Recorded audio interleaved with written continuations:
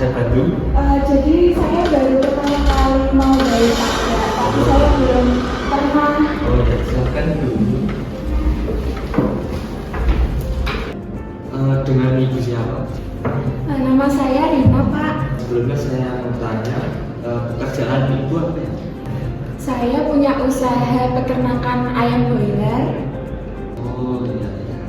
Sebelum mengisi formulir, akan saya jelaskan peraturan mengenai potongan pajak. Ya. Yang pertama itu norma perhitungan penghasilan neto atau NPWN. Itu adalah metode penghitungan penghasilan neto bagi wajib pajak orang pribadi yang menjalankan usaha atau pekerjaan bebas. Dalam metode ini, penghasilan neto dihitung dengan mengalihkan persentase norma tertentu terhadap penghasilan bruto yang diperoleh. Nah, NPWN banyak digunakan oleh pajak yang kesulitan melakukan pembukuan lengkap atau memiliki dokumen keuangan yang memadai. Persentase norma dalam NPWN ditentukan berdasarkan jenis usaha dan lokasi domisili usaha. Jadi, metode NPWN bertujuan untuk memudahkan menghitung penghasilan itu bagi wajib pajak tertentu yang tidak dapat dihitung berdasarkan metode perhitungan lainnya guna memperoleh PPN terutamanya. Nah, syaratnya menggunakan NPWN bagi berikut: 1. Wajib pajak pribadi melakukan kegiatan usaha atau pekerjaan bebas. Yang kedua, penghasilan bruto di bawah 4,8 miliar dalam setahun. Ketiga itu mengajukan pemberitahuan penggunaan NPWN kepada DJP paling lama 3 bulan pertama dari tahun pajak yang bersangkutan. Terus yang terakhir itu, jika wajib pajak baru terdaftar pada tahun pajak yang bersangkutan, pemberitahuan dan penggunaan PPN dilakukan paling lambat 3 bulan sejak saat terdaftar dan pada akhir tahun pajak. Terus di dalamnya ada deductible expense. Ini dapat dihitung dengan pendapatan bisnis Anda saat Anda mengajukan pajak. Hal ini mengurangi penghasilan kena pajak Anda dan oleh karena itu mengurangi jumlah pajak yang harus Anda bayarkan. Terus non-deductible digunakan adalah pengeluaran yang tidak dapat dikurangkan dari pendapatan bisnis Anda. Artinya biaya-biaya tersebut akan dimasukkan dalam penghasilan kena pajak dan Anda harus membayar pajak atas biaya-biaya tersebut. Maaf, untuk biaya tadi apa aja ya? Yang termasuk biaya deductible itu 1. Biaya yang berkaitan dengan kegiatan usaha baik secara langsung maupun tidak langsung. Terus yang kedua itu beban gaji, sewa, iuran, kerugian atas penjualan, penyusutan, biaya sumbangan itu. Terus kemudian yang non deductible itu adalah biaya untuk kepentingan pribadi, premi asuransi, terus sanksi administrasi, pajak pensiun dan dividen. Baik, Ibu bisa mengisi formulir ini terlebih dahulu. Nanti bisa saya bantu kalau Maaf, ini yang diisi bagian mana ya? ini dari nama wajib pajak, pekerjaan, nomor telepon, sama nanti penghasilan. Nanti saya bantu juga. Sebentar. Ini sudah, Pak. Terus Ya. selanjutnya gimana? Selanjutnya mengisi penghasilan bruto Ibu. Sebentar, saya punya catatannya. Oh iya. Ini Pak catatan saya. Ya, ya. Baik, saya lihat dulu ya. Ya. Penghasilan bruto Ibu sebesar 5 miliar ya. Iya, iya. Karena Ibu memiliki pendapatan lebih dari 4,8 miliar, jadi Ibu tidak memakai perhitungan NPWN. Baik. Jadi untuk ngitung penghasilan neto ini gimana, Pak? Oh ya, nanti saya akan bantu perhitungannya. Dari catatan Ibu, nanti akan saya bantu menghitungnya. Biaya deduktibelnya berapa, nanti akan jadi pengurang penghasilan bruto Ibu. Baik, saya hitung dulu ya. Iya. Ini sudah saya hitung biaya deduktibelnya ibu itu sebesar 3.530 juta. Ya. Nah, biaya itu nanti jadi pengurang biaya brutonya ibu. Setelah saya kurangi itu penghasilan neto ibu sebesar 1.470 juta. Oh, berarti itu diisi di sini ya? Iya, 1 miliar berapa? 1.470 juta. Nah, seperti ini. Ya.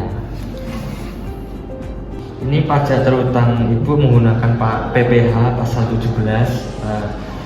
Nanti ibu bisa mengisi formulir ini. Di bagian mananya? Ini. Oh, ini 5%. kali 60 juta. Maaf, 60 jutanya itu dari mana? Itu dari peraturan PPh pasal 17. Oh, oke. 60 juta ya? Iya, 60 juta. Kemudian yang 15% ini sebesar 190 juta. Ini juga aturan? Iya, dari PPh. Nanti ibu sampai 30% itu. Ini berarti semua ikut aturannya? Iya, nanti saya bantu menghitungnya juga. 15% kali? 190 juta. 190 juta. Yang 25%? Itu 250 juta. 250 juta. Kemudian 30%-nya? Itu 970 juta. Seperti ini ya? Ya, nanti saya bantu perhitungannya. Itu kan 60% 5% kali 60 juta itu 3 juta. Nah, hasilnya? Ya. 3 juta. Kemudian yang 15% dari 190 juta itu 28.500. 28.500. Terus yang 25% dari 250 juta itu 62.500. Terus yang 30% itu 291 juta. 291 Juta ya. Baik. Sudah? Setelah saya jumlahkan total ini tadi, itu PPh terutang ibu itu sebesar 385 juta. Maaf, itu ditulisnya di mana, Pak? Ini tuh sebelah Sini. ya 385 85 juta. juta. Ya. Sudah. Karena ibu mempunyai PPh pasal 25 sebesar 55 juta, jadi pajak yang harus dibayarkan ibu itu sebesar PPh terutang dikurangi 55 juta. Nah, nanti saya akan bantu hitungnya. Itu sebesar 330 juta. 330 Juta ya. di sini. Ya. Oke. Oh iya Pak, sebenarnya saya lupa tadi mau bilang kalau saya tuh mempunyai pengeluaran pribadi. Iya. Bahwa saya tuh biasanya liburan keluarga gitu. Terus itu gimana? Sebelumnya ya ibu, biaya itu termasuk biaya non deductible yang sudah saya jelaskan tadi, yaitu biaya untuk kepentingan pribadi, jadi tidak masuk dalam pengurang penghasilan bruto. Oh gitu. Ini sudah ya bu. Ya. Ibu bisa tanda tangan sebelah sini. Sini. Ya.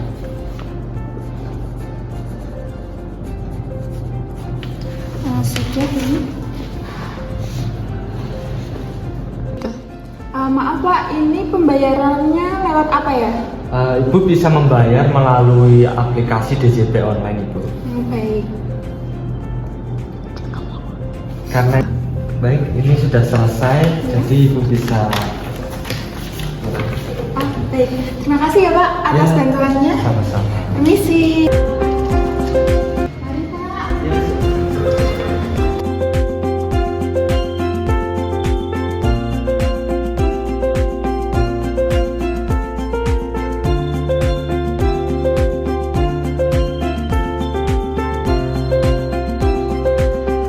Permisi, saya mau bayar pajak. Silakan dulu.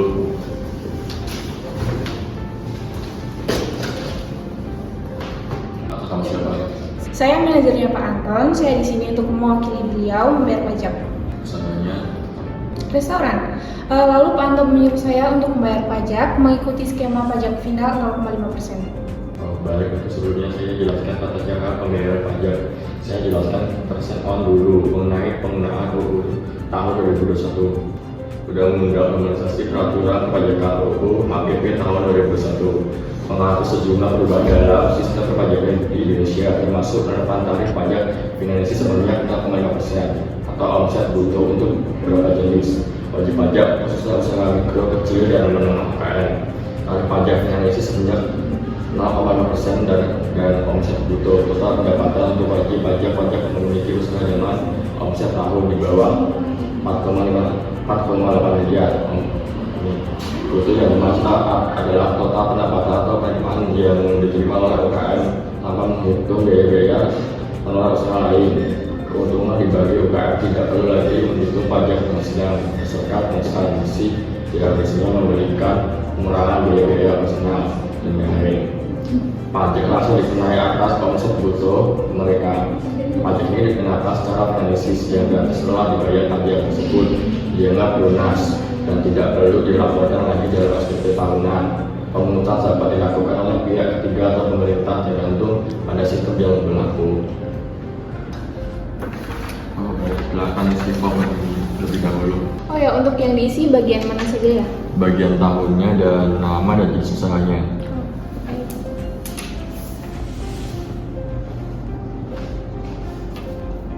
Pak, ini sudah, lalu selanjutnya mengisi yang mana? Kita ini karena penghitungan yang digunakan mengikuti skema pajak 0,5%, maka langsung saja menghitung omsetnya usaha Pak Anton dalam setahun dikalikan tarif 0,5%. Tapi kami punya pencatatan mengenai kewajiban, apakah tidak dicantumkan? Oh, tidak perlu Ibu, karena yang hanya dihitung hanya omsetnya saja. Baik Pak, dan untuk penghasilannya kita sebulan adalah 30 juta, apakah langsung dikalikan dengan 12? Ya, benar sekali Ibu, setelah omset dikalikan menjadi 1 tahun, saya bantu untuk menghitung pajaknya ya. Ya, baik, mohon bantuannya. Jadi setelah saya hitung pajak finansiasi yang harus dibayar oleh Ibu sebesar 1.800 dan bisa diisi di sini. Oh iya.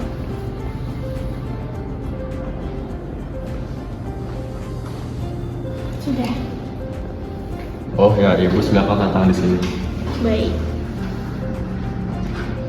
Ya, lalu. Oh, kalau Ibu sudah selesai silakan boleh pulang. Oh baik, terima kasih Pak. Ya. Mari Pak.